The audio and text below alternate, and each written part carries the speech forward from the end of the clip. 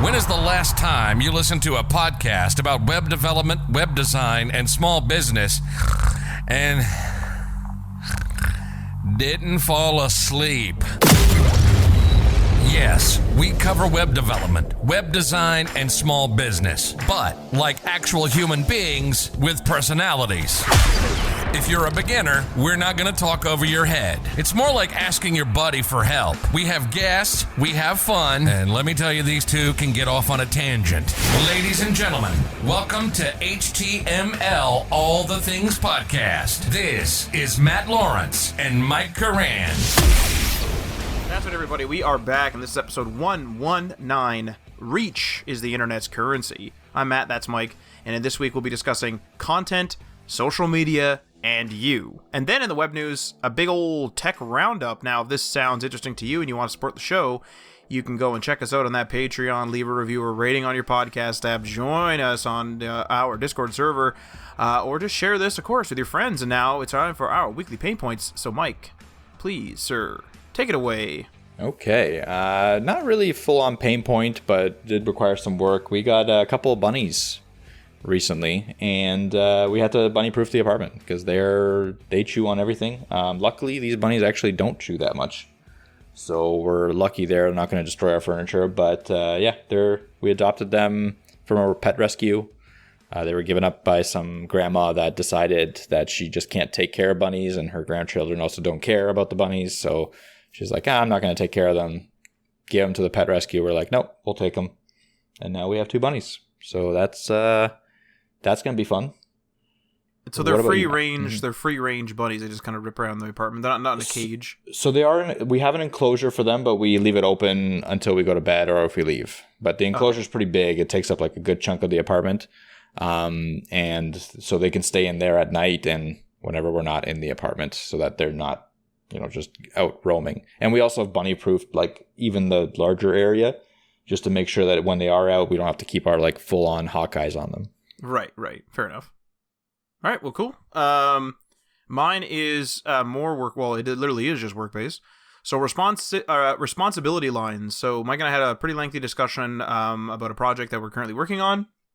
And it's just, I'm not going to get into the details of it, but just some responsibility lines have been blurred, just some stuff where I'm overstepping, like some other people are overstepping, not intentionally, obviously, it's like both of us are overstepping in ways, but it's time to just straight up document it. So this is, the reason why I mentioned this at all is because it's critical if you, the listener, are doing any sort of project and you find yourself overstepping into whatever the client should be doing, or if they're overstepping onto you, it's sort of, that might be an indicator of a time in which you're like, that's it, I got to write this down. Because in the web development industry, a lot of people are a little more informal, depending on what segment you're in, and they don't really like signing, actual contracts. It's more or less like a verbal thing. But obviously the verbal thing, you're not going to be talking for 4.5 hours about exactly what everyone is doing. So there's going to be some, once the toes start getting stepped on, it's time to start documenting. So we're going to start documenting this particular project a little bit and try to like clear up who does what and who does what and why and those type of things. And that's kind of where we're at there. But this is a me heavy episode. So this episode was supposed to be just sort of a smorgasbord, if you will, of a bunch of different just things that we were going to cover. So we did an episode like this in the past, maybe even 2, I don't remember now, but it was an episode in which we just sort of talked about a bunch of different things. Like we had some podcast ideas that weren't big enough for a full podcast, so then we decided to just put them all together. That's what this episode was supposed to be. And then the first like subtopic, I guess, that I was going to write ended up becoming the full episode. So that's kind of where we're at. So I've divvied this up into 3 segments. Segment number 1 is what is the internet's currency, as the title spoils immediately. Then segment number 2, mastering the algorithms. And segment number 3, content is king. So I'm just going to dive right in here to the first segment. So if you've ever looked into making money online, or you've been looking at how to take your existing business online, then you've no doubt been bombarded at some point with all kinds of tips and tricks that are sure to make you famous or make you more income or whatever else in just a few days, weeks, months, whatever is promised. Now, these tips and tricks are something that have always been present in the business world, to be clear, even before the internet, and even furthermore before social media, because there was no internet, then there was internet, then there was social media, if you're just sort of divvying up these quick help guide people, I guess. Anyway, so for example, this would come in the form, let's say in the 90s, before the internet was really a thing, in the form of get rich quick schemes. So just to sort of, I'm not blaming the internet for anything here, but it, just because of social media, it's all over the place. So, in the world of social media, likes, follows, shares, they're thrown around like a currency, right? This is where I kept bringing up the currency. They're thrown around like a currency because realistically, in a way, they are. The more people that see your product or products, the more likely you are to generate sales. And this quote-unquote digital currency can be compared to the lesser relevant, although still relevant to be clear, but lesser relevant quote-unquote currencies of today, like TV ratings and how many people pass by a physical billboard each day. Now these, again in quotes, currencies can realistically be boiled down into reach, which is an actual metric that people track, especially on social media and those type of things. And effectively, it's how many potential people your content can reach, right? So the power of the internet, right, comes from the fact that the potential reach is so huge. So for example, just to sort of explain something really quick before I continue the episode. So if I post a picture of, there's, a USB key right in front of me, USB stick here. So if I took a picture of this USB stick and I posted it on social media and Mike saw it, effectively, I have a reach of 1. Mike saw it, right? And I'm not getting into like how different people might read reach differently, but in general, if Mike saw it and only Mike saw it, my reach is 1, right? But the internet's potential reach, because it's available on social media, is huge. It's massive. So let's compare it to some old stuff. So physical billboards, right? Physical billboards have a reach of whatever roadway they're facing, and sometimes it's only one direction of traffic, depending on the angle of the billboard and if it's double-sided, whatever, right? So it could be just the roadway and just one direction, and you got to remember, the roadway oftentimes is going to have the same people, especially if it's not along a commuter route. So it's not going to, the reach is not going to grow and grow and grow and grow and grow unless the traffic on that road grows and grows and grows and grows and grows. Or for whatever reason, the old people move out and then a bunch of new people move in. You know what I mean? So the reach of that sign is not going to grow and grow and grow and grow and grow in general, right? TV, so TV channels and shows and TV movies, whatever, doesn't matter, has a larger reach than a physical billboard, of course, right? Because it's going over the air, whatever. But it is limited. It is limited to those that subscribe to a specific channel and those that tune in to a particular time. So TV is still very time-based, right? It's sort of like you want to see the new episode of AMC's The Walking Dead, you got to tune in at this day, at this time. That's the way it is, right? And that's where you get shows that start getting a lot of ads because people are like, oh my God, like everyone, I haven't watched AMC's The Walking Dead in a really long time, but when I did, it was super, super popular. And so it was sort of like everyone wants to have their commercial during that time because people are sitting down and watching AMC's The Walking Dead. Therefore, people are going to tune in, and more people, their reach is more during that time slot because The Walking Dead is playing and the commercials are being watched by more people, right? But think about this in terms of the internet. So like sort of like that very simple Instagram example with the USB key that I just gave. The internet is virtually unbound, right? So once a user has access to the internet, they have access to pretty much everything online. It's not like a cable plan or whether you're doing some sort of over-the-air system, like I said, for your TV, where you have to then subscribe to AMC or make sure it's in your package or however it works in your particular situation. When you have access to the internet, you have access to it, pretty much. Now, of course, there's some exceptions like firewalls or specific blocks put in place by governments or IT departments, but in general, you buy your internet from an ISP and you can go check out TikTok 1 minute, Instagram another. You could go look at Mike in his Zoom call right now, whatever, it doesn't matter, right? You can just do virtually, you can go everywhere and look at everything. You don't have to be like, man, I need that Bose speaker package to look at the Bose website. And yes, there's exceptions to every rule, net neutrality, whatever, but in general, the reach is unbound, virtually unbound, if you will, right? Now, the internet lends itself also, right, to viewing older content on demand. That's critical, rather than waiting for it to, quote unquote, air at a particular time like TV.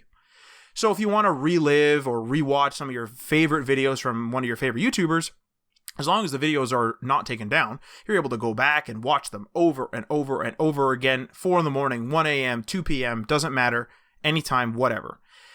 Now, the internet, funny enough, has started actually emulating TVs as a novelty with things like Instagram stories that disappear, live streams that allow users to interact with the creator in real time, like Twitch, and video premieres that showcase new videos on things like YouTube or whatever YouTube calls them. I think they call them premiere, or it's a watch party or whatever.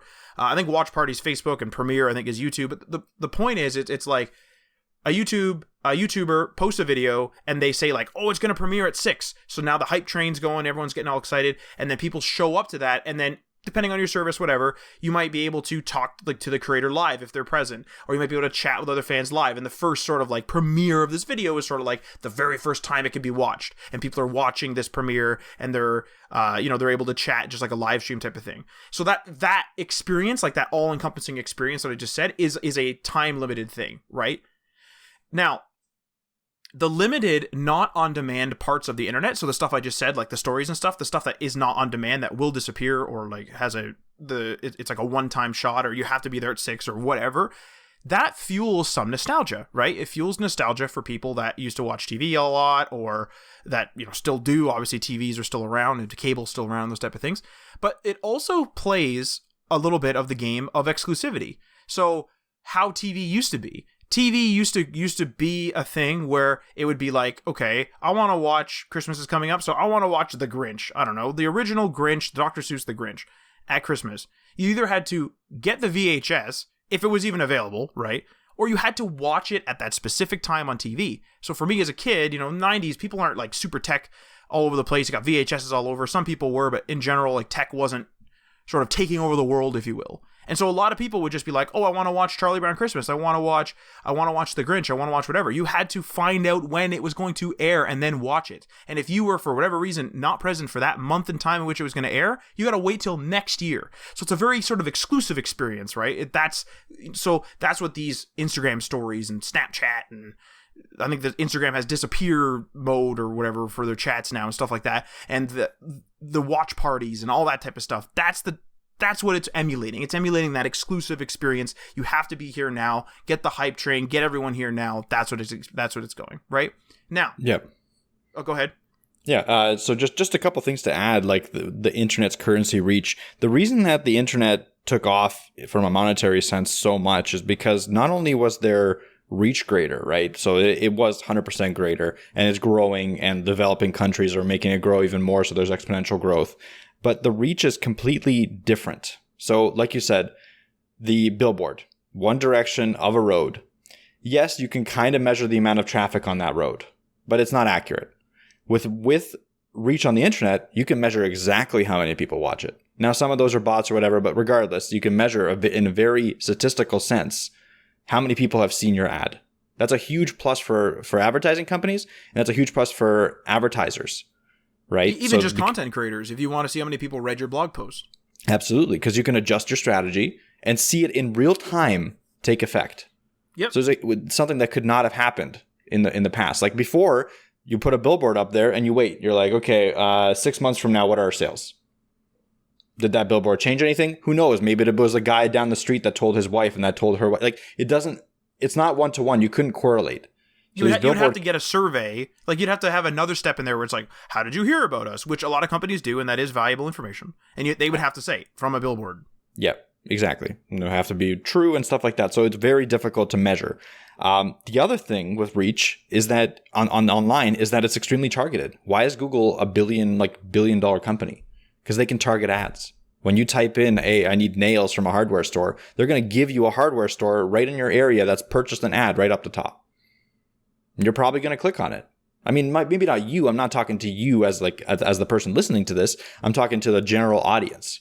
Like, yes, you understand that the first two are ads, but a regular person like your grandfather or like your aunt or something like that, they're going to see the hardware store at the very top, and they're going to click on it. They're going to go to that hardware store. That's a huge important aspect of this. It's targeted advertisement.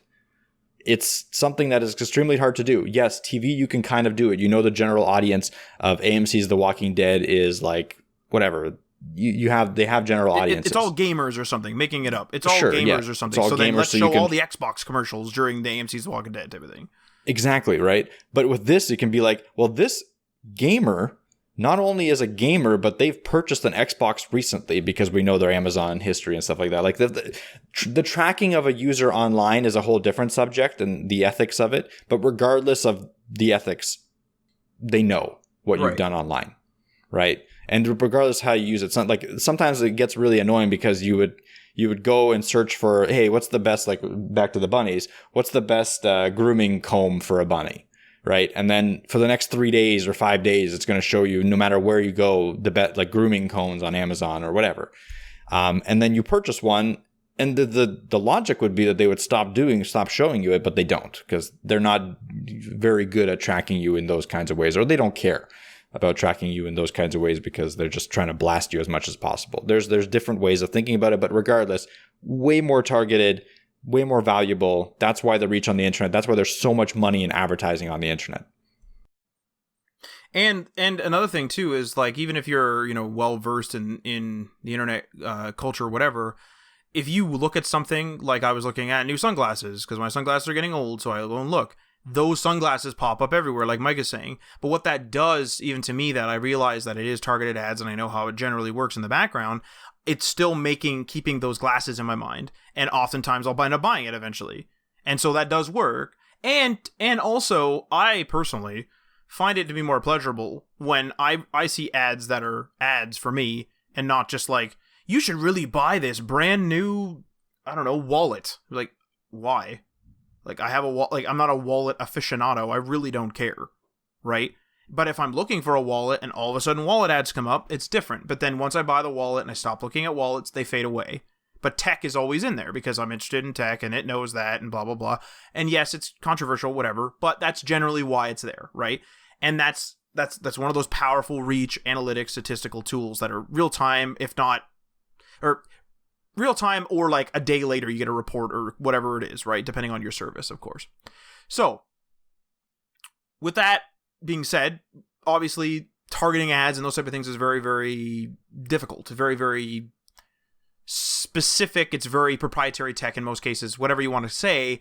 But in all of those cases, and in a bunch of cases that I'm about to get into, it's definitely like all algorithmic based is what I'm trying to say. I'm not like an algorithm guru by any means, but it's all algorithm based. So now, due to this massive reach of the internet, right? Self-help gurus, business specialists, marketing masters, and more flood the market with their quote unquote 10 easy steps or 5 easy steps or whatever it is to success. Plans, right? These are plans, when in reality their plan is often missing the main thing, the content. Now, you'll hear about all sorts of ways to get big on TikTok, what hashtags to use, on what services, because obviously there's more than just TikTok, and what times you should be posting, how long your caption should be, what your picture should look like, all that stuff. Playing a service's algorithm is one of the biggest things that these gurus are often selling, right? They know, for example, how Instagram shows content, and they've boiled it down to something simple like, I don't know, this is just made up, but post 1 video a day at noon, put these hashtags on it, wait for 1 hour, then make 3 stories, etc., etc., etc. And they've done all this testing and all this that boiled it down. That's why I was mentioning the complexity of the algorithm. The algorithms are so complex that people are spending hours and hours and hours and months and whatever of their lives figuring out how the algorithm works from the receiving end to then boil it down so that you can do it. You know what I mean? So there's multiple steps. This is a big industry, right? Now, does this work? Right? It sounds like a get-rich-quick scheme. Does it work? It does. Absolutely. Absolutely it works. But there's some caveats here. If you find a proven content posting procedure, like I just said, which was a fake procedure to be clear, don't be doing that. But if, let's say, you find an actual real posting procedure that's been tested and it's proven and you follow it, chances are you will gain followers. You'll gain a little bit of like influence. You'll become a little bit of an influencer on the platform of your choice.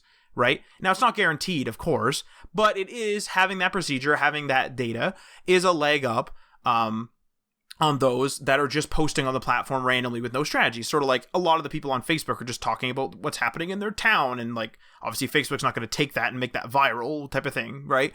But anyone who knows the algorithm, knows how to write it, and knows when to post, and knows this and knows that, that's an edge up. So yes, absolutely, knowing how the algorithms work, of which they change at random, by the way, without warning. So there's your strategy could work for a full year and then come crashing down the next day and never recover, right? That's just the reality of these algorithms, because Facebook's not going to go out and be like, everybody, there's an algorithm change. Everyone look at the algorithm change. You know, they're not going to do that. That's ridiculous, right? And SEO, same type of thing. Same type of issue, right? So let's just take an example of why it's important and why getting this extra reach and gaming these algorithms works, right? So if you're able to get your content in front of 100 eyeballs, right? 100 people, let's just say. I realize we have 2 eyes, but let's just say for some reason, whatever. 100 eyeballs, 100 people, let's just say. And you might get, let's just say you get 10 followers from those 100 people. So 10% of your reach for that post that you just posted, you posted something, 100 people saw it, you got 10 followers, 10% of those people followed you. 10% of your reach followed you, right? Now, what if your reach on the exact same post was, say, 1 million? Now you have 100,000 followers. This is where the algorithm kind of comes in, or does come in, because you could have really good content, and so you're converting converting reach or whatever, like non-followers to followers at a rate of 10%. I'm not a marketing genius, so I don't know all these terms, but you're taking people that are not following you, 100 people that aren't following you, and they're now 10 are, right? 10% of the people. Most people, right? Most posts are going to go unnoticed, even if they're good. Mike and I could make a full play, let's say it's actually well produced, it's funny, it's whatever, post on YouTube, 3 views, dead, instantly. That can happen. And that does happen. Channels, like YouTube channels, go for years and years and years with like no views. People go for years and years and years posting and never go viral. So you're always chasing that 1 million. And so you're not like gaming the algorithm nefariously, you know, in general. Usually it's like, oh, I just need to make sure I post at noon and I make sure I make these hashtags and that. But this is why this sort of science, if you will, is so important, because you spent however long making that piece of content. Maybe it was 3 hours. I don't know. You posted it. Do you want 10 followers or do you want 100,000? And that's seriously the draw. That's why the reach of the internet is like so powerful, because you could go viral, or maybe you won't even go viral, but like, imagine going from, I'm only getting 100 views on Twitter, but then I went on TikTok and I got 10,000. That's a huge difference. And it's the same content. That's the difference. That's the allure, right? So this is why going viral and getting discovered by algorithms and expanding your content reach is so sought after. The more you achieve, the higher your chance of gaining followers. The more of a reach you achieve is what I mean, right? The more of a chance of gaining followers, and therefore gaining sales. Especially if you're just directly selling a product in a video, more people that see it, the more people are going to buy it in general, right? Of course. Now, all this stuff, of course, is a lot to digest, even if you're following someone else's easy-to-use guide. Typically, that's because, you know, you're the one generating the content, and you're passionate, in general, again, about the content. But now you're having to take your content, the stuff that you're probably passionate about, and cater it to these algorithms. Cater it to short-form formats like TikTok videos. You might even need to change your on-camera persona, if applicable, of course, if you have a camera thing, if you're doing videos. But you may have to change your on-camera persona to somebody that's super energetic, or super this, or super that, or whatever it is. You might need to change your persona on camera. So for someone who's passionate about their content, sometimes it's a very difficult pill to swallow, right? And this is especially true if it changes your actual vision. You might say like, oh, I would just, you know what, imagine, I'm just making this up on the spot. Imagine a physical space that would adhere to this sort of digital realm type of thing. Imagine you're a person, you just love coffee, you open up your cafe and you want it to be a super chill environment, right? You want it to be a super chill environment, that's your vision, that's your goal. You eventually buy the property, whatever, you put together your cafe, you make it nice and chill, and you get 100 customers a day. But you could be getting 500 customers a day if you made it not so chill. if you added a kids area, if you added live entertainment, if you had people yelling, if you greeted people differently. Instead of being chill, you're like, hey there, everybody, like, high energy, high craziness, bright colors, instead of being like super chill and like subdued. To the cafe owner, even though like the money is going to be nice, if they switch, it's going to be a hard pill to swallow. And the same thing can happen to content creators, right? Because you're telling them, you got to make this short form. You got to make vertical video, not regular. Screw your long form content. Make things more bite sized. Do this, do that, do this, do that, do this, do that. And it's hard, right? And this is where getting caught up in all this social media, gaining reach, making algorithms work for you can really take over your content and even your overall business plan, especially if your business plan effectively is to be a content creator of some sort. And this makes it extremely easy. And this happens to Mike and I all the time. It makes it extremely easy to forget what you originally set out to do. And what you originally set out to do is to create content. Now, even the word content or the phrase create content has been through the ringer with all this social media madness, really, because it's, social media is fast. Different algorithms, different platforms, go, right? And they, like those phrases, content and create content, those type of things, those phrases or those words have become marketing terms, when in reality they shouldn't be, right? We've been talking for, I don't know, on the time slot here and unedited, so some of this is going to be cut. I've been talking for about 26-ish minutes, right? And like the majority of our time spent on the show, we did our pain points, we did all that, but the majority of the time on our show right now was talking about social media and algorithms and self-help gurus and what you're going to do and all this stuff. And what are you going to be on LinkedIn? You're going to make like 5 pieces of content for LinkedIn every day, whatever, blah, blah, blah, blah, blah, right? All that stuff might be really sound advice, might be really great advice, but where's the content in all this? Like, what are you sharing? What are you advertising? And what are you making? Like, what is the business? What is it? And a lot of these self-help guys, like I said, their product, their business is selling you on their proven social media method, their proven, way to brand things. So that is their product. But what happens to, especially Mike and I and me a lot, is I get so into this world where I'm literally looking only at what hashtags to post. And I'm only looking at what time to post. And am I posting enough? Do I need to post more? Do I need to make more stuff up? Do I need to be more relatable? And it becomes this like really weird thing of being like, I'm not even making content. I'm not on the Twitch stream. I'm not doing anything. I'm just sitting there thinking about, how do I get big on TikTok? How do I get big on Instagram? How do I get big on Twitter? How do I get big on Facebook? And it becomes this weird, fake, strange thing where you can so easily get caught up in it. And that goes back to the complexity again. These algorithms, these things are complex. These things that deliver you these ads, these things that deliver you the discovery. So a lot of these algorithms, it's all about discovery, right? So if you go to Instagram, there's like a discover tab or the little magnifier icon. Again, I'm not a marketer, but like a little, so you can see random other people's stuff. So, your homepage, you see all the people that you follow for the most part. But if you click on the little magnifying glass, you click that, and then it shows you random people's stories and random people's content. That is catered to you, to an extent. It is catered to you. That's where those people that are trying to game the algorithm, that's where they're aiming for. They want to be on there. They want to be on your Discover page. And with the TikTok, look at all the people that are doing hashtag For You page. The For You page is the first thing you see when you open TikTok, and it's basically a discovery feed. Like, getting discovered and being shown to people via the algorithm is super, super, super important. Super important to your business because you want people to be able to see you. Do you want a one direction billboard on that road, or do you want two? Do you want to get both sides? It's effectively that, but with the massive difference of the internet's potential reach.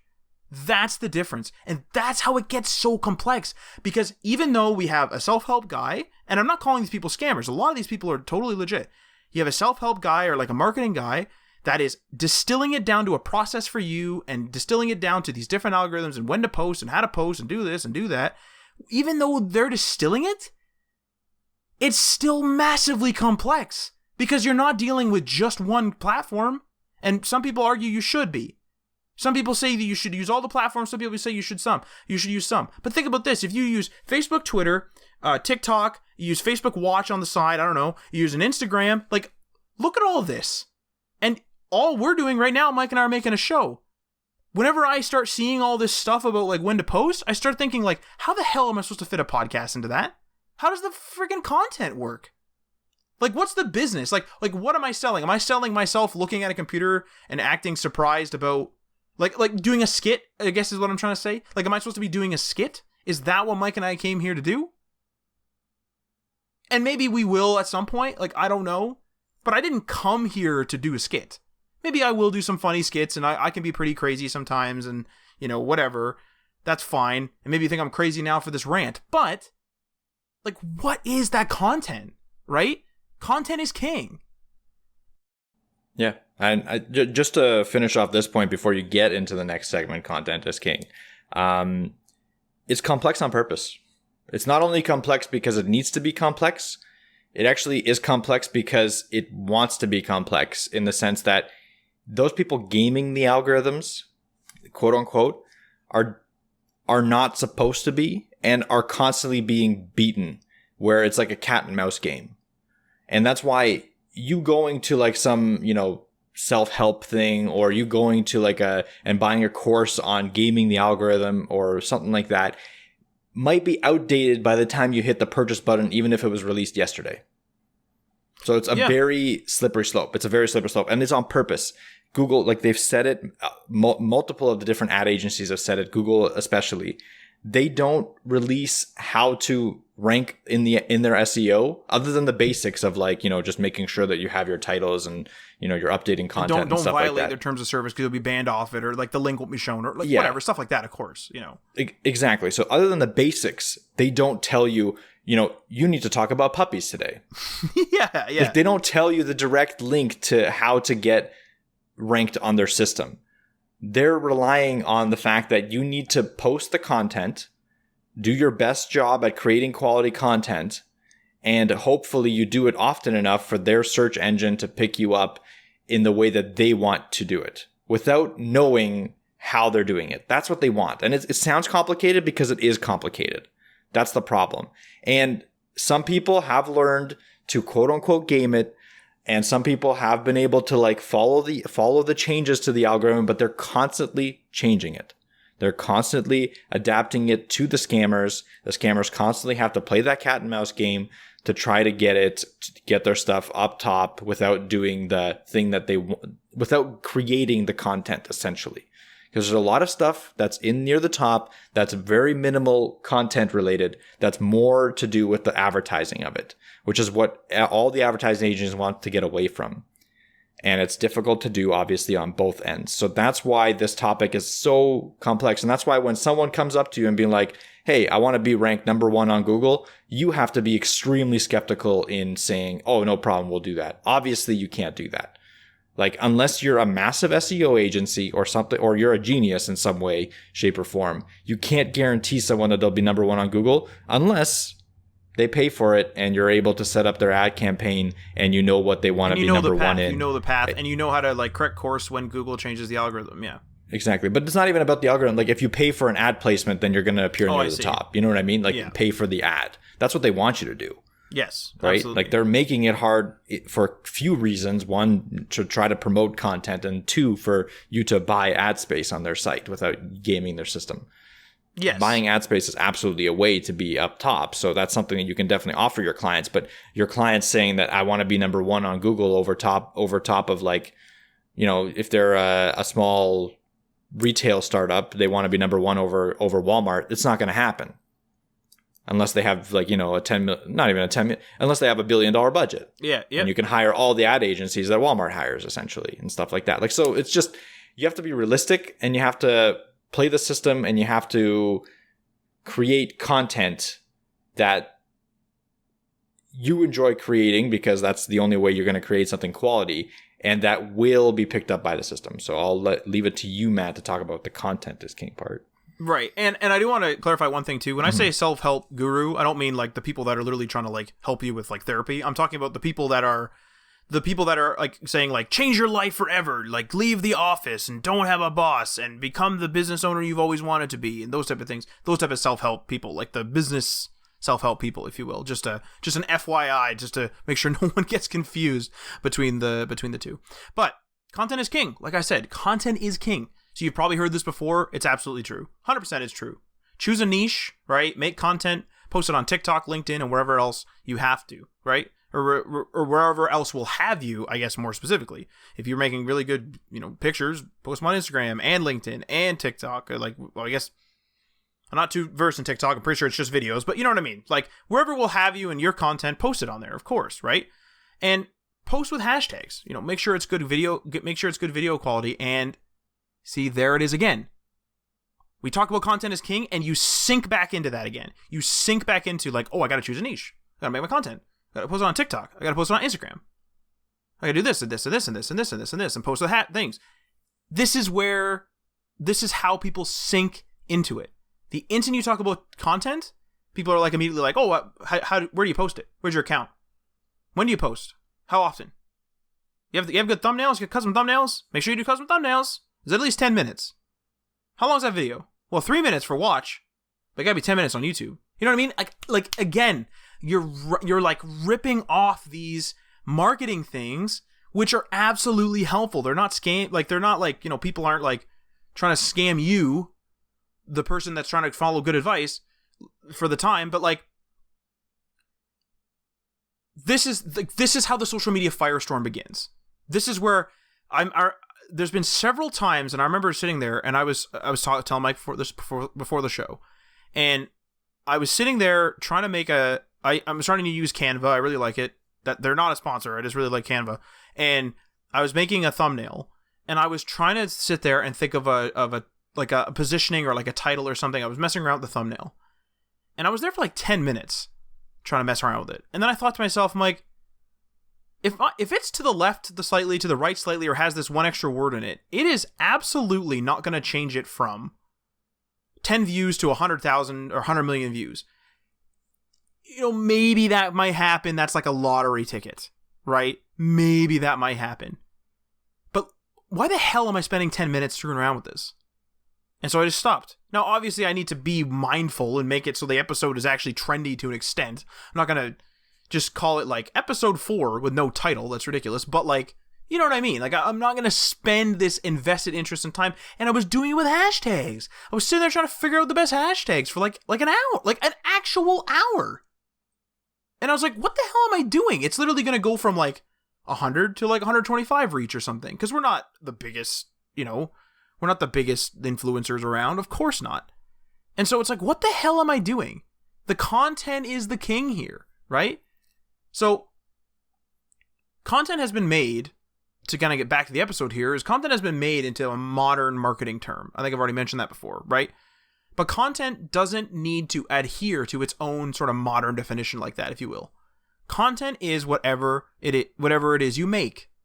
So let's take the word content on its own for this segment. Let's take it away from those quote-unquote obligations of social media and sharing and marketing and whatever else, right? Let's boil it down to, what do you make? What are you currently making? What are you about to make, if you already have plans, right? It can be a physical product. It can be a digital product. It can be a YouTube channel. It can be a TikTok account. It can be a line of ebooks. It could be a blog. It doesn't need to be content that you're making. It doesn't need to be quote-unquote content that you're making, if that makes sense.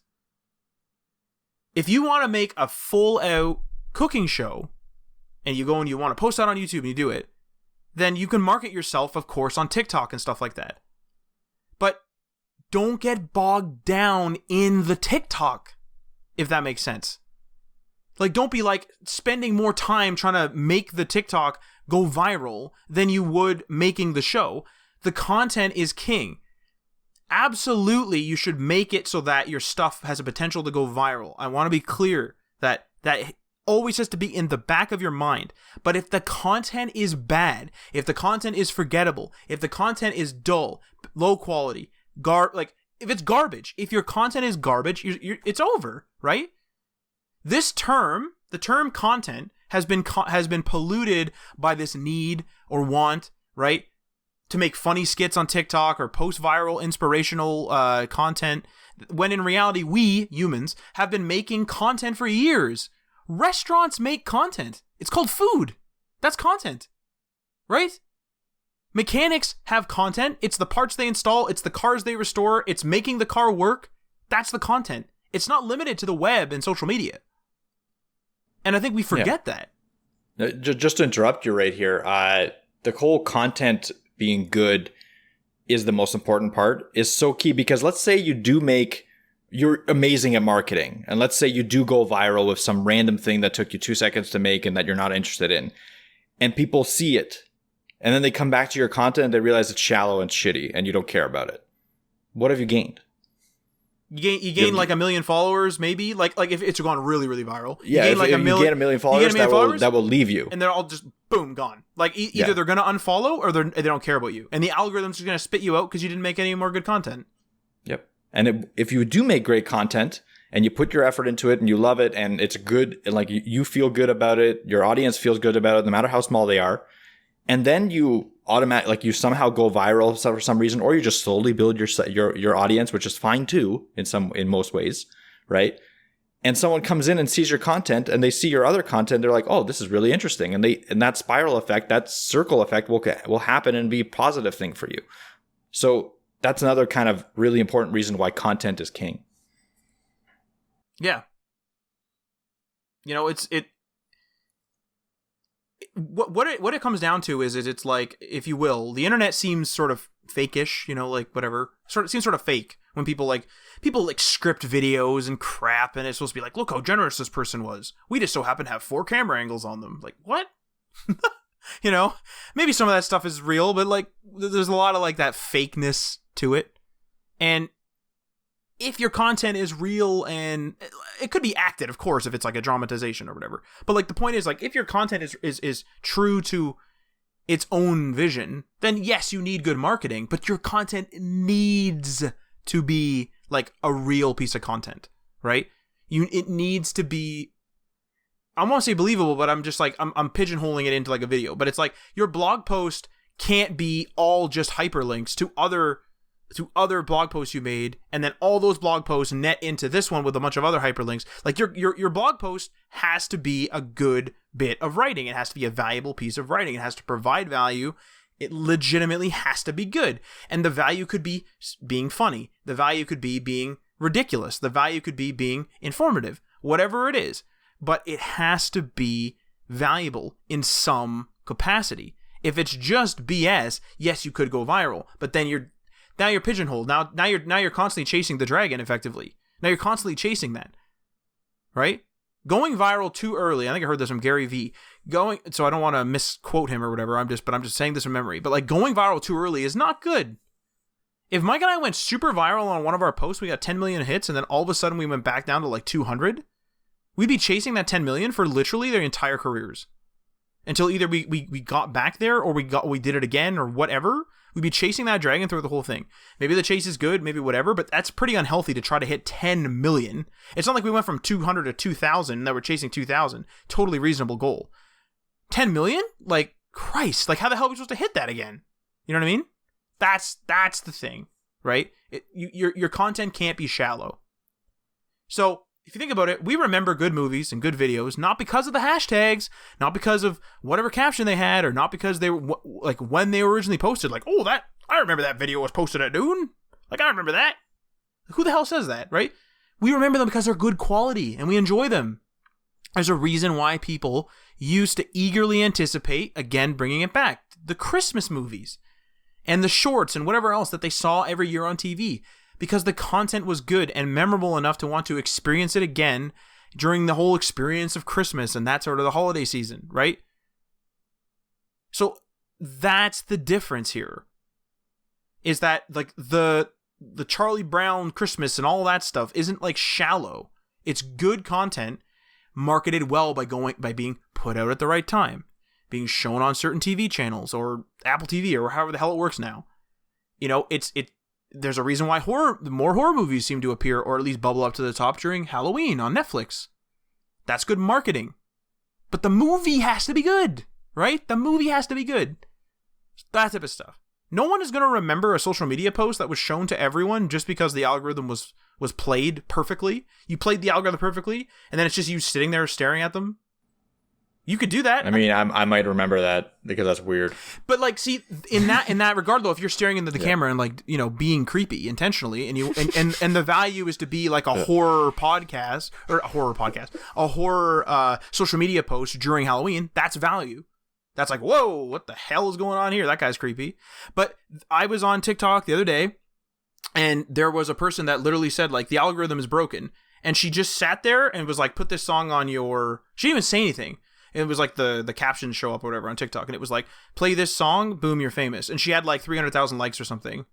And it was just like it's like, oh, it's because the algorithm for whatever reason was picking up that song. And it's because the algorithms are, like you're saying, like the people that are trying to game the algorithm's constantly running away. And it's because the algorithm is trying to be organic, right? To an extent.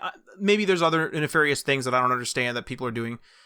Someone who's versed in that can comment, but to me, it's like the algorithm is trying to be, it's trying to like fulfill the goal of being a discovery thing. And it's supposed to be like a thing where it's like, Matt likes tech, give Matt tech.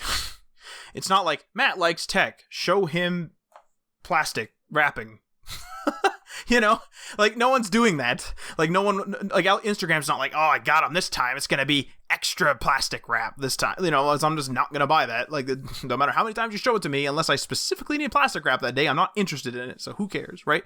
Those type of things. So to sort of conclude, if you will, no one's going to remember, the quest of virality is important, right? The quest for going viral is important.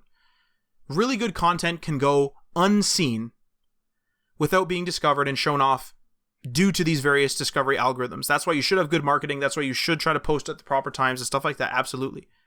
But the staying power is all in the content. Content is king. 100% content is king. Mm-hmm. Yeah. Just one little thing I would want to add is like an idealistic view of a search engine or discoverability would be a way for it to detect quality content. You can't do that right now. Not right now. Like if for instance, if one of you out there or someone were to write an amazing post, and Matt mentioned this earlier in the episode, write an amazing post or make an amazing produced video, and you put it on YouTube without any thinking of social media etiquette and title creation, virality, nothing of that, it's not going to get any views, no matter how good it could be. It could be produced secretly by, J.J. Abrams. Yep. It could be made, like, you know what I mean, in a secret account, and they put it up there. It's not going to get anything until it's found. That would be amazing experiment. Someone should do it, but there's no point in doing it because there's nothing currently available. There's no technology available that tests the quality of content, taking it away from the social aspect. Right. That's the idealistic view. That's what I'm hoping all the platforms like YouTube and Google and stuff, that's what I'm hoping they're trying to get to. Now, are we there in the next 10 years? Not sure, but hopefully at some point we are there. In which case, who cares about the social media? I'll put episode number 32. I don't care about the title. Unless your content is social media based. If you're a person that is specifically making TikToks, of course, then you're on TikTok. But if I'm not, then like I won't do it. And the other, like, taking away that virality aspect and the social media aspect will bring better content out. So I think, again, it's an idealistic view, right? So I'm not saying it's happening. I'm not saying anyone's even going for it. I'm hoping they are. But it's something that I would hope that someone out there is trying to solve right now. And I will say that there are a couple of channels. Only one comes to mind right now, but I know this happened in the past, where I know some YouTube channels that are big, like successful. They're not like the mega, like whatever biggest channel, but they're big. They're very successful, and the person just posts whatever the hell they want, and they don't have social media. They literally just do not have social media at all, other than because YouTube does also have its own discovery thing. And like, it's because that person's content was quality. Maybe they had to do something to get onto YouTube, whatever. But that is an example of what you're saying, Mike, where it's, even though it is one example, it is still an example of some people do break through with just good content. I remember years ago, God, probably 5 years ago, something like that. I remember my buddy Tim was talking he streams like full time now, but he was talking about streaming back then. This is years ago. I think we were all still in school, and he told me, he said like, oh, you in general, like the formula at the time was, get a webcam, you talk in whatever, but you talk, like get a webcam so the face cam is there, and then you talk, and that's it, right? But and that was like a newfangled format that was like really doing well. And I remember there was a guy that just never talked. He had his webcam on and he never talked. And I was like, isn't this guy not going to do well? Again, thinking I'm caught up in this social media thing even back then. And he said, no, that guy's just like famous for doing like really good gameplay videos. And he just kind of keeps the face cam on because it's like, whatever he wants to do it or whatever. But he doesn't adhere by the algorithm or whatever the heck these people are doing, or the newfangled content. He doesn't adhere to it because he doesn't care. And that's super interesting. Yeah, exactly. That's where I hope we're getting to. Yes, absolutely. But yeah, so with that, let's get on to the web news. What do you think, Matt? Let's do it. Let's do it. Now, technically, Web News Tech Roundup, there wasn't actually as much tech as I thought there was going to be. So we're just going to be talking about the Apple Silicon Mac announcement that happened today, actually, but for you, it'll be a couple days, or actually tomorrow. And also, PS5 and Xbox are being released today. So let's, have a quick chat about that. So Apple Silicon Macs. Only Xbox was released today. No, but they're being released this week. This week, yeah, sorry. Yeah, I'm just making sure people don't go like, holy crap, like run to their future shop, which doesn't exist anymore. Yeah. And that was sad, actually, what I just said. Yeah, that was really sad. That's a subconscious bit of trauma. Yep. The death of Future Shop. I mean, it was really sad, actually.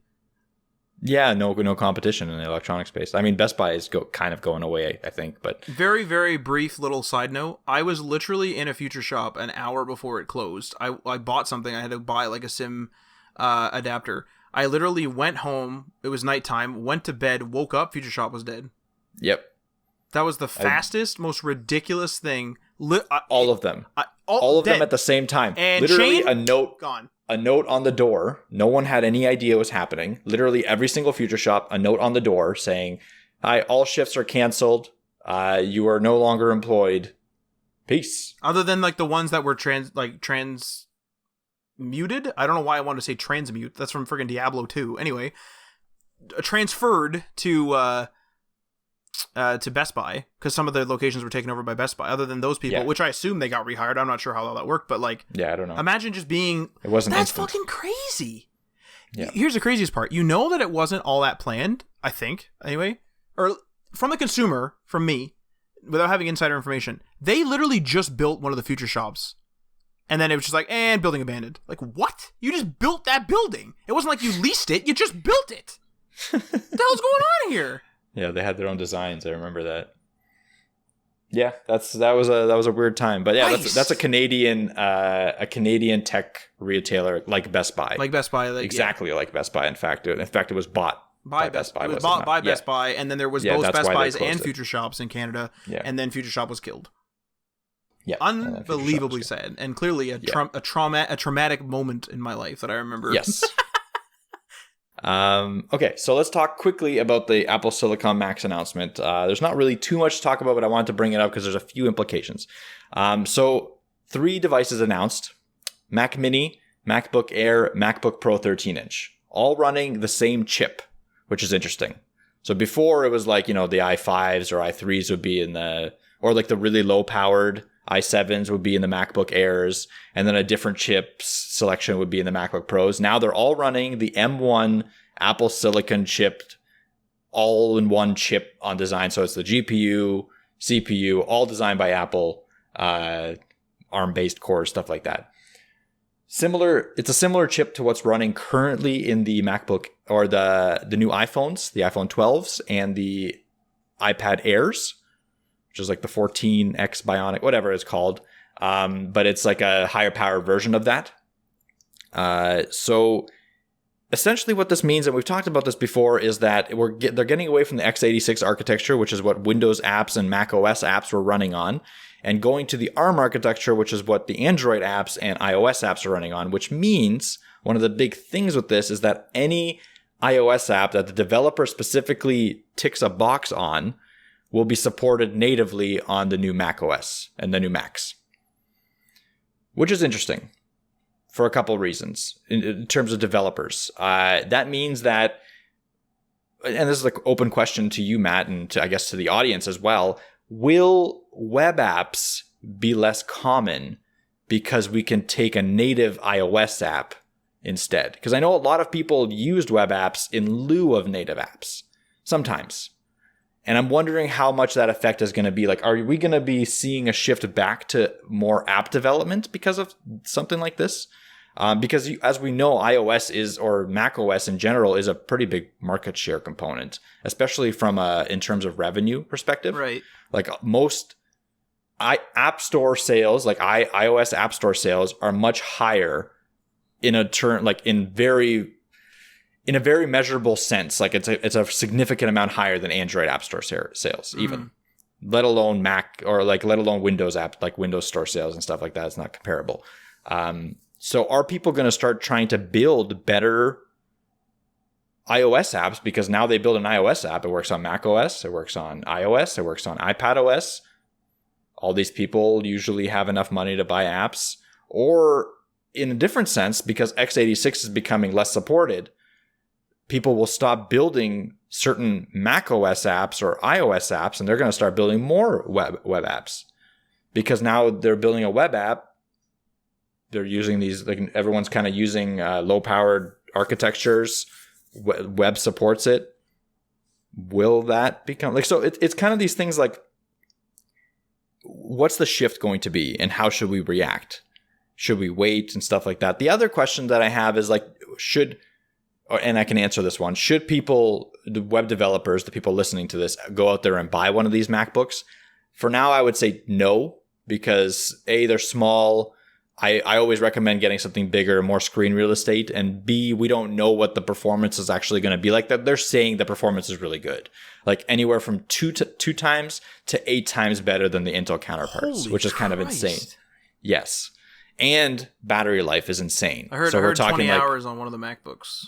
Yes, 20 hours is a normal rating now, apparently, like with potential for more, in fact, which is pretty insane. So that kind of performance increase is significant, but we don't know what that means. Like, is that only on specific apps, like only on apps built directly for that architecture? Or is it going to actually apply a little bit to, like, is the 2 times increase going to apply to the emulated x86 apps as well? We don't know. Mac OS apps. So it's kind of interesting. Like, I think the iOS part, like the iOS apps being supported, is a pretty big thing that people are glazing over. What do you think, Matt? Well, I'm trying to remember, like, so if you really think about Google's OS, which is like Chrome, well, I mean, they have Android, obviously, but they have like Chrome OS. I'm talking about like sort of their desktop, their laptop, whatever OS. You have or had Chrome apps. I think they might be gone. Is that right? Or am I talking out? So I got a warning one time that said like Chrome apps were going away, and I don't know whether that meant on Windows, because we used to be able to get Chrome apps in Chrome on Windows. So I don't know if that's what that was talking about. I think you can still build them for Chrome OS. Because I know that you could, a bunch of Chromebooks, depending on how old they are and stuff like that, a bunch of Chromebooks and a bunch of Chrome OS devices can run Android apps now. Yes. So clearly there was a value to having your mobile apps on a computing experience. And the same goes obviously with this as well. And being a Samsung user right now, they partner with Microsoft, and I can open up Windows or Android apps streamed though from my phone on Windows. So clearly there's a need for this type of thing. There's a need for this functionality to go across. And I think it stems from the fact that it used to always be, oh, I'm on my phone, give me a sec, I'll go to my computer. And now it's sometimes like, oh, it's just easier to do X thing on my phone. Now, it's a two-way street. Some stuff you're like, man, okay, I just can't do this on my phone right now. Let me just go on my computer. It's faster. And it is a two-way street. But I think the phone's UX has become something of somewhat of its own sort of, like, the UX of a phone is constantly connected. And so it's easier to share and it's easier to do whatever. And it's easier to use one device. So I'm at a computer right now. It'd be super awesome if I could just, and I can, open my WhatsApp and then type on it right there. And the fact that it's relaying to the phone, that's how WhatsApp works. The fact that the desktop app, because I'm not streaming the app, I'm using the WhatsApp desktop app and I'm streaming it to the phone. The reason why it hands it off to the phone is because the phone's always connected and it's blah, blah, blah, blah, blah. And so it's much easier to sort of get the communication stuff on a phone. And so I could see, especially with Mac, people who edit photos on Lightroom and then they promote themselves on Instagram as photographers that can do editing. I mean, that could be huge. That could be huge because now they no longer, I mean, you can use Facebook. There are official Facebook tools in which you can post to Instagram from desktop. We use them. Yes, I know. But some of those people would prefer to just have the native Instagram thing and just post natively right on there. And that would be huge for them, right? That would be massive. Instead of having to airdrop to their phone and then use the iPhone, assuming they have an iPhone, right? And move over. So I think that it's big. It's big news, but here's the caveat. Apple takes that 30%. Now, I know we've talked about this extensively. I don't want to get into the weeds of the 30%. But it adds a question of whether the web apps are going to be viable. If someone does not want to pay that 30%, of which is a fairly decent cut, on something like macOS, I mean, maybe we're going to see more web apps on macOS. Maybe we're going to see just more native apps on macOS, something like that. The benefit of having a mobile app work on everything is there just because you make one app and do whatever. But as a company scales up and sees their sales on macOS go up, but also sees their cut, like Apple's cut, in turn go up, I could see potentially then people are going to start spinning things off. Like a big bank has a web app. It also has, depending on your bank, like it might have a progressive web app. It has a regular sort of web app. Then it has a mobile app that's native on Android. And then another mobile app that's native on iOS. And then some, if you're really, really big, you might use the less popular Microsoft Store if you're on Windows and those type of things, right? So these bigger companies are scaled out and they'll scale out accordingly. But people like you and me, we were just chatting about an app idea that you had before the show. And for us, our 30% is going to be like $100 or something, right? Especially when we're just launching an app and no one really knows us on the App Store. It could be worthwhile. That's the thing. And I don't want to interrupt, but like what I want to get to is like that 30% for earlier companies could be associated with, okay, well, we're cutting that for advertisement because discoverability on the App Store is good. I don't know if it actually is. Don't quote me on that. I think because of the amount of apps on there now, it's kind of shitty. But regardless, that could be, you could throw that away. But as soon as you start building your own audience outside of the App Store, and you start seeing thousands of dollars and tens of thousands of dollars, and then hundreds of thousands of dollars start going away to the App Store, and you're not seeing any positive it brings in from a discoverability aspect, you start being like, well, how do I stop it from doing that? That could happen. That's a good point. Yeah, I think this is one of those problems where time will tell myself. Like, I feel as though it's way too early to estimate. Because, I mean, some people would say, well, the writing was on the wall that Apple was going to go to ARM. But it's sort of like, kind of, but, like, it was maybe on the wall because I don't really follow Apple too much. But in terms of just computing in general, it's sort of one of those things where I'm not seeing ARM really penetrate the PC market too much. The new consoles are coming out this week, whatever, depending on when you listen to this, and they're on x86 as far as I know. The consoles just last generation, PS4 generation, they moved to x86. Windows 10 is, or Windows RT was sort of the first attempt at ARM and it didn't go so well. Yes, Windows 10 has a version that runs on ARM, but like we're not seeing the paradigm shift. Whereas Apple controls everything in their ecosystem. Like, it's different, right? PCs are made by Lenovo and Dell and HP and et cetera. Whereas Apple designs those things, and yes, they buy components from other people, but they design those products, and a lot of those chips are custom and stuff like that. And so Like, obviously, these chips are custom, but I mean more so in, like, the iPhone, for example. Like, they'll buy Samsung displays, but they'll design the W1 chip and stuff like that, right? Like, Apple has enough pull to design the chips, and then, like, the chip manufacturers or whoever then goes and makes them and does all that, and they control the whole thing. Everything is designed by Apple, from the iPhone through the iPad through the Mac. Whereas Lenovo designs the computer and then just throws Windows on it, right? Dell designs the computer and then just throws Windows on it, or Linux, or whatever.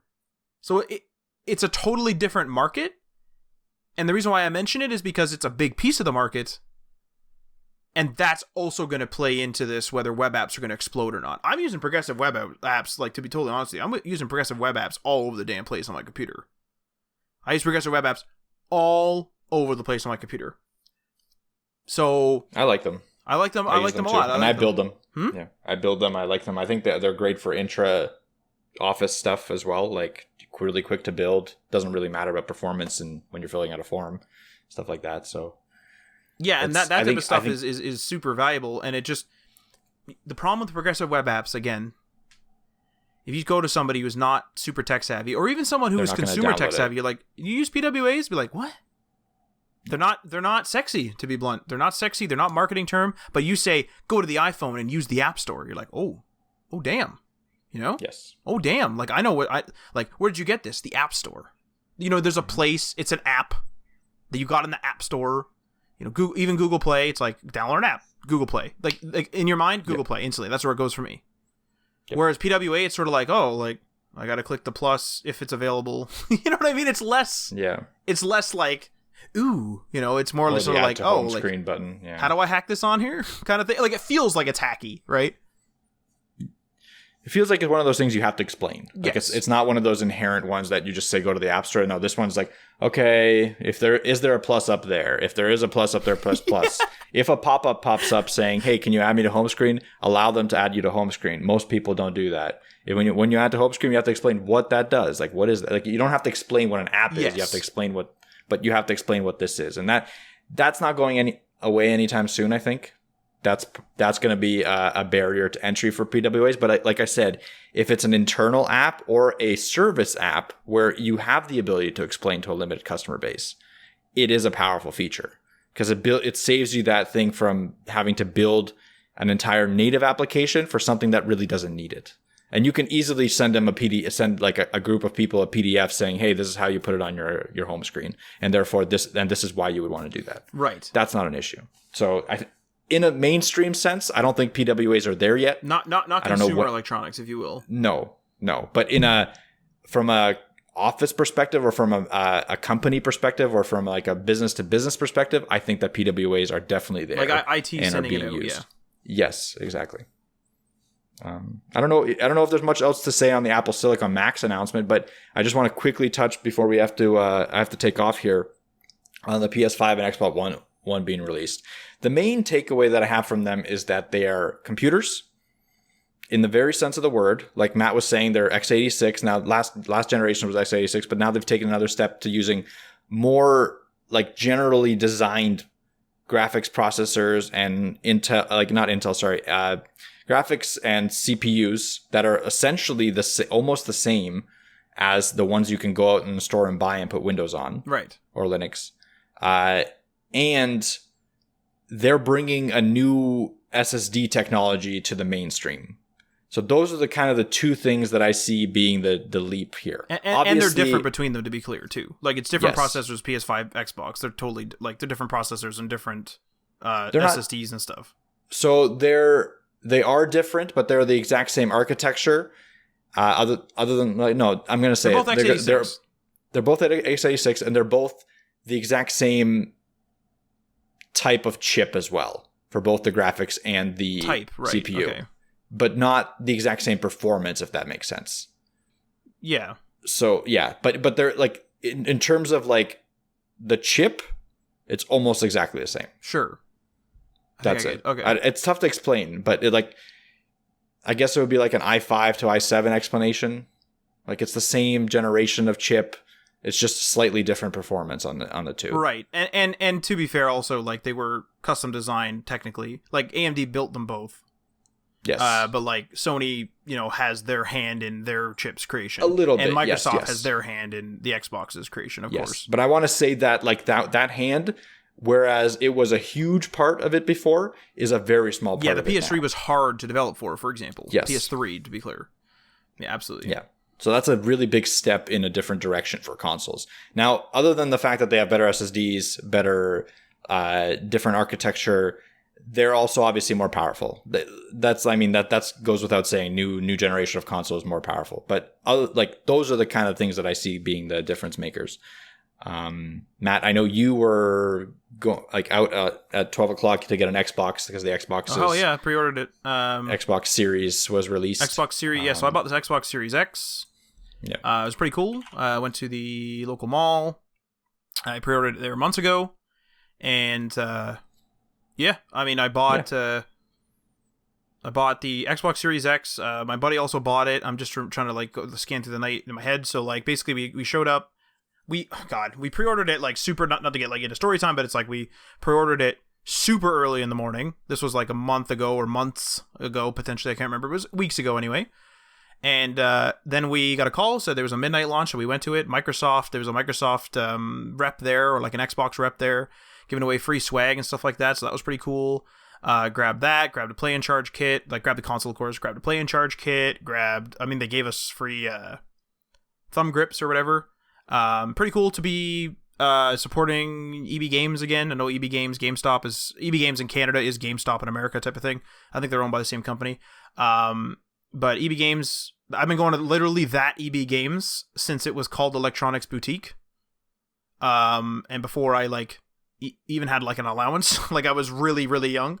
So it's really cool to kind of go back there and be there for a big event, and the manager or the owner or whoever he was came out and thanked us and stuff like that. And it was just a really cool night, honestly. Just a cool experience. Being in the mall after close too was kind of interesting too. There was some guards some guards walking around looking at us, but then eventually a guard was assigned to our area, to help because of social distancing and stuff like that here. Just to make sure no one gets rowdy or anything. But yeah, it was really cool. I really enjoyed it. That was really good. And I have a similar, but not in store due to limited availability and whatever. But I have a PS5 also coming. It'll be shipped out on launch day. I'm sure it'll come a week late, or however long it takes to ship. But I have a launch day console on the books anyway for both of these things. So yeah, I mean, not to get into story time, but super super psyched. The biggest thing that I want is, like you were saying, the SSD tech. SSD tech in both of these things is freaking crazy, super fast.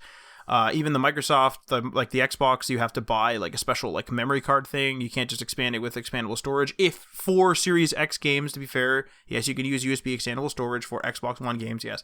And then there's expandable storage specific, there's specific expandable storage specific. I think it's NVMe SSDs for the PlayStation 5. To be totally blunt, by the time these consoles fill up, I'm probably just going to be streaming games. My plan to be streaming online games, because if they're online and the internet dies, I can't play them anyway. Short of Call of Duty, you need the reaction time, and I'm bad at it, so I don't need to be worse. But the number one thing that's wrong with the consoles today, and to be totally honest, the Xbox One, I have a launch day one, and it runs great still. But the PS4, my PS4 is so copiously slow. It is incredibly slow. Click something, wait. It's literally that slow sometimes.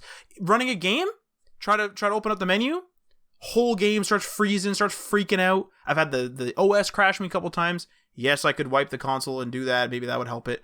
But just that, I'm done with the console, right? Done, ready for an upgrade. So I'm super excited to see these SSDs. And we're entering the era of computing in which literally you click a button and it's in your lap, basically. It's there it is. No more loading screens. And that's exactly what they were promising on... I don't know if you remember this. This is weird. It's a weird little reference. Do you remember the game Haze on PS3? So I used to watch Elect Play. My inner geek is coming out right now. I used to watch Elect Play on G4 Tech TV, the Canadian version of it. And... Elect Play, which is Electric Playground, interviewed the people. I believe it was Elect Play. They went and they interviewed the people that made Haze, which is a game that was supposed to be really good and then ended up not being so good on PS3. they promised no loading screens. That was back in the PS3. And let me tell you, even though the loading screens were masked up, there was definitely some loading. It was a PS3, let's be serious. Definitely some loading. This is actually the time in which, like, we're getting to the point where, like, loading screens are going to become, like, virtually nothing, or based on the network. Like, maybe the network is going to be the slow part now, right? The network might be too slow. Yep. So we're reaching that point. Limited. So I'm sure I'll report back on this once I actually dive into these consoles. I don't have them hooked up yet, but once I actually dive into these consoles, I'm sure I'll be like chatting about it in my weekly pain point because I'll just want to talk about it rather than talk. You should. Yeah. So I'm excited. I'm a big tech enthusiast, obviously. So I got to have everything launch day, and that's the way it is. Love it. Yeah, I'm excited to hear more about it. I'm not launch day guy for consoles. Like, I'll wait a year usually, but I like to hear Matt's opinions on the launch day. I live through Matt vicariously through the tech. Okay, well there you go. Especially the consoles. Yeah. I mean, short of phones, I don't really get phones launch day too much, but yeah, because phones are like I have to rely on it, and I don't want to like. But I mean, same with a computer. I wouldn't get a computer launch day either. Like, who knows? Like a Mac, for instance, the Macs that we were talking about. I'm not getting if I was planning on buying a MacBook, I wouldn't get a launch day. Ever since that, I'm going to tell you right now, ever since that keyboard incident. Exactly, done. But now forever, would never be a launch day Mac person unless it was something totally crazy, or they're like, this is a gaming Mac. And even then, I'm a Microsoft guy, so I'd be like, I don't know about this dude. Like, I'd feel a little weird. Yeah. But yeah, not to hype myself up, but hell yeah. Hell yeah. Yeah, so other than that, I think we're ready to spin up the old outro. Ready, Matt? Yes, sir. Sorry, I'm itching my eyeball. I was hoping you were going to cover me while I was itching my eye there, but nope. You son of a bitch. So anyway, we hope you enjoyed this episode, and many thanks to our $3 tier patrons. Now, I actually want to mention something. Mike and I are not officially announcing anything or anything like that, but we're looking at adding some actual Patreon content. We've discussed it. We have a bit of a content plan in place.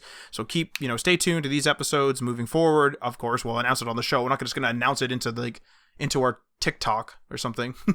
We're going to announce it on the show, but we do have some content planned for Patreon. It'll probably be another audio show or a version of this show or like a mini show or something like that. I just don't want to give out full details right now, so I'm trying to throw you off the trail, but it will be something audio based. At least that's what we have planned, and we may try it out. Maybe it'll be bad and we will never do it, but stay tuned to these episodes because we do have something planned for our patrons. But yeah, remember, we're on that Patreon. That's patreon.com/HTML all the things. Check out the tiers and give that a go. And many thanks to our $3 tier patrons. Sean from Rabbit Works JavaScript. Find him at youtube.com/RabbitWorksJavaScript. Garrick from Local Path Computing and Web Design via localpathcomputing.com. Ryan Gatchell from Blue Black Digital via blueblackdigital.com. Chris from Self-Made Web Designer via selfmadewebdesigner.com. Tim from The Web Hacker via thewebhacker.com. DL Ford from dlford.io. And a bit of a new one, Bib Hashdash still, but from 9block Media via 9blockmedia.com. So go check that out. Check all these guys out.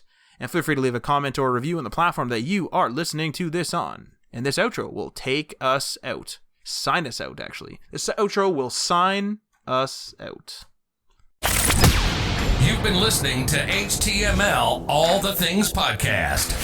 Web development, web design, and small business. We hope you've gotten some useful and practical information from this show. And we hope you appreciate that we talk to you like human beings. And we hope you had some fun.